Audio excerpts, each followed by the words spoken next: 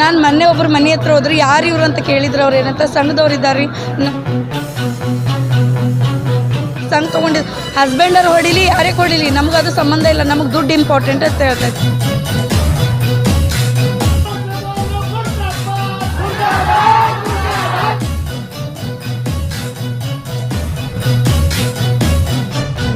Time table ಏನೂ ಇಲ್ಲ ಅವ್ರಿಗೆ ಬರೋದು. ಬೆಳಿಗ್ಗೆ 6 ಗಂಟೆಗೆ ಬಂದು ಬಿಡ್ತಾರೆ, ಮಲ್ಕೊಂಡಿದ್ರು ಬಾಕಲು ಬಾರಿಸ್ತಾರೆ ಹೊರಗೆ ಬಂದು.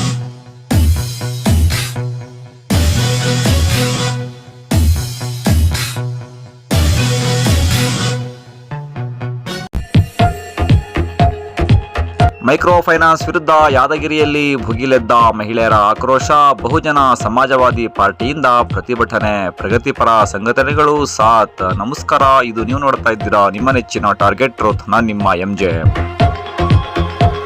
ಯಾದಗಿರಿಯಲ್ಲಿ ಸಾರ್ವಜನಿಕರಿಗೆ ಸಾಲ ನೀಡಿ ದುರಾಸೆಯಿಂದ ಅಧಿಕ ಹಣಕ್ಕಾಗಿ ಒತ್ತಾಯಿಸುತ್ತಿರುವ ಮೈಕ್ರೋ ಫೈನಾನ್ಸ್ಗಳು, ಸ್ವಸಹಾಯ ಸಂಘಗಳು, ಇನ್ನಿತರ ವ್ಯವಹಾರ ಮಾಡುತ್ತಿರುವ ಸಂಘಗಳ ಮೇಲೆ ಸೂಕ್ತ ಕಾನೂನು ಕ್ರಮ ಜರುಗಿಸುವಂತೆ ಒತ್ತಾಯಿಸಿ ಮುಖ್ಯಮಂತ್ರಿಗಳಾದ ಸಿದ್ದರಾಮಯ್ಯನವರಿಗೆ ಹಾಗೂ ಗೃಹ ಸಚಿವರಾದ ಡಾಕ್ಟರ್ ಪರಮೇಶ್ವರ್ ಅವರಿಗೆ ಹಾಗೂ ರಾಜ್ಯಪಾಲರಿಗೆ ಯಾದಗಿರಿ ಜಿಲ್ಲಾಧಿಕಾರಿಗಳ ಮುಖಾಂತರ ಬಹುಜನ ಸಮಾಜವಾದಿ ಪಾರ್ಟಿಯಿಂದ ಪ್ರತಿಭಟನೆ ಮಾಡಿ ಮನವಿ ಸಲ್ಲಿಸಲಾಯಿತು.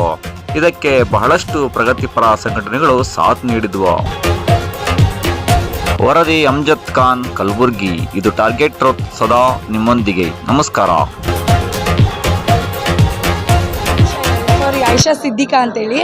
ಆ್ಯಕ್ಚುಲಿ ನಾ ಇದು ಮೈಕ್ರೋ ಫೈನಾನ್ಸ್ಲಿಂದ 20 ವರ್ಷ ಆಯ್ತು ಇದು ನಡೀತಾ ಇದೆ.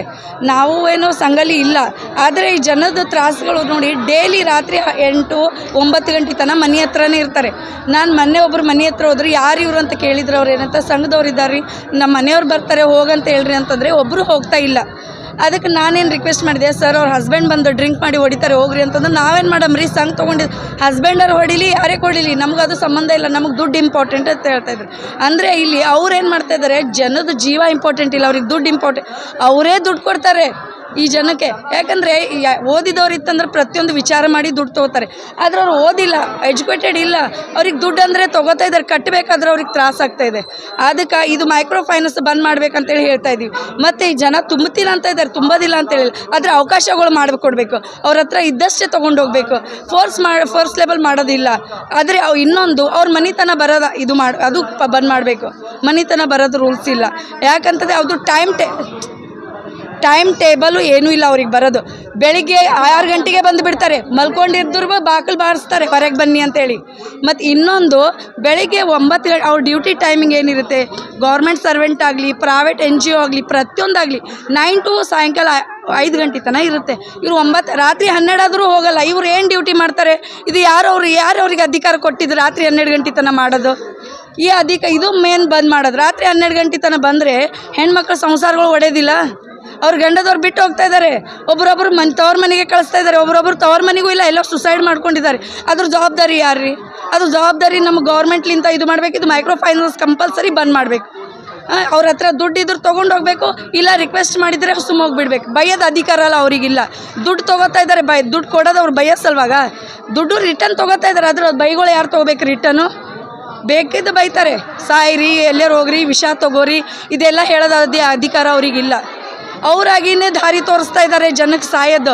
ನಾವಂತೀವಿ ಸಾಯೋದು ತಪ್ಪು, ಉರುಳು ಹಾಕೋದು ತಪ್ಪಂತ. ಎಲ್ಲಿ ತಪ್ಪಿದೆ? ಇವರೆಲ್ಲನೇ ದಾರಿ ತೋರಿಸ್ತಾ ಇದ್ದಾರೆ. ಇಲ್ಲಿ ಇಂಥದ್ದೆಲ್ಲ ಬಂದ್ ಮಾಡ್ಬೇಕು ಸರ್. ಯಾಕಂದ್ರೆ ದಯವಿಟ್ಟು ಪಾಪ ಹೆಣ್ಮಕ್ಳು ಭಾಳ ಒಂದು ತ್ರಾಸಲ್ಲಿದ್ದಾರೆ. ಏನು ಮಾಡ್ತಾ ಇದ್ದಾರೆ, ಗಂಡದವ್ರು ಕೊಡಲಿಲ್ಲ ಅಂತಂದರೆ ತಪ್ಪು ದಾರಿ ಮೇಲೆ ಇಳಿತಾ ಇದ್ದಾರೆ. ಈಗ ನಾವು ನೋಡಿದವ್ರೆ ಹೆಣ್ಮಕ್ಳು ಸರಿಯಾಗಿಲ್ಲ, ಅದು ಇಲ್ಲ ಅಂತ ನಾವು ಅಂತೀವಿ. ಆದರೆ ಅದು ಸರಿಯಾಗಿ ದಾರಿಗೆ ತಂದವರೇ ಮೈಕ್ರೋ ಫೈನಾನ್ಸ್ದವ್ರೆ. ತಪ್ಪು ದಾರಿ ಹೆಣ್ಮಕ್ಳಿಗೆ ತಂದಿದೆ ಮೈಕ್ರೋ ಫೈನಾನ್ಸು. ಯಾವ ಹೆಣ್ಮಗಳೇನು ದಾರಿಗೆ ತಪ್ಪು ದಾರಿ ಹಿಡಿಬೇಕಂತೇಳಿ ಆಕೆಗೆ ಇದು ಇಲ್ಲ, ರೂಲ್ಸ್ ಇಲ್ಲ.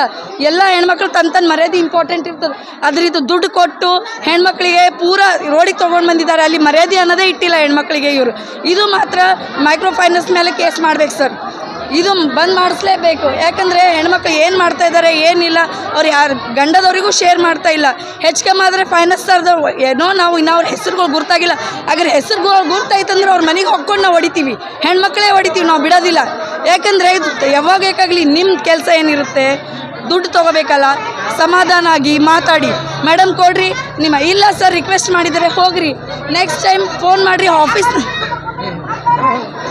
ತನ ಆಫೀಸ್ ಬಂದು ಅಲ್ಲೇ ಮೀಟಿಂಗ್ ಮಾಡಿರಿ, ನಿಮ್ಮ ಆಫೀಸಲ್ಲೇ ಮೀಟಿಂಗ್ ಮಾಡಿರಿ, ಮತ್ತು ಆಫೀಸ್ಗೆ ಕರೆಸ್ರಿ, ಆದ್ರೆ ಮನೆಗಳು ಬರೋದಲ್ಲ. ಹಾಂ, ಕೊಡೋ ತಗೋ ಹೆಣ್ಮಕ್ಳು ಇರ್ತಾರೆ, ಸಣ್ಣ ಮಕ್ಳು ಇರ್ತಾರೆ.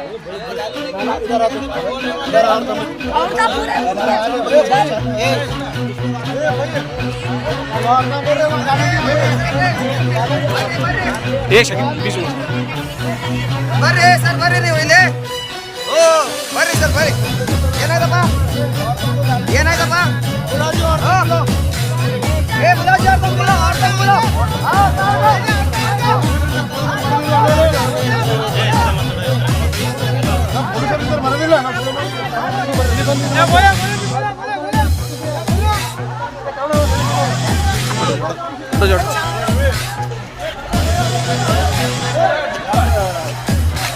ಏನ್ ಸರ್ ನೀವು ಬೈದ ಅಂತ ಹೇಳತ್ತಾರಲ್ಲ ಸರ್? ಯಾಕೋ ಹೇಳತ್ತಾರ ಸರ್, ಅವ್ರು ಆರೋಪ ಮಾಡತ್ತಾರಲ್ಲ ಸರ್.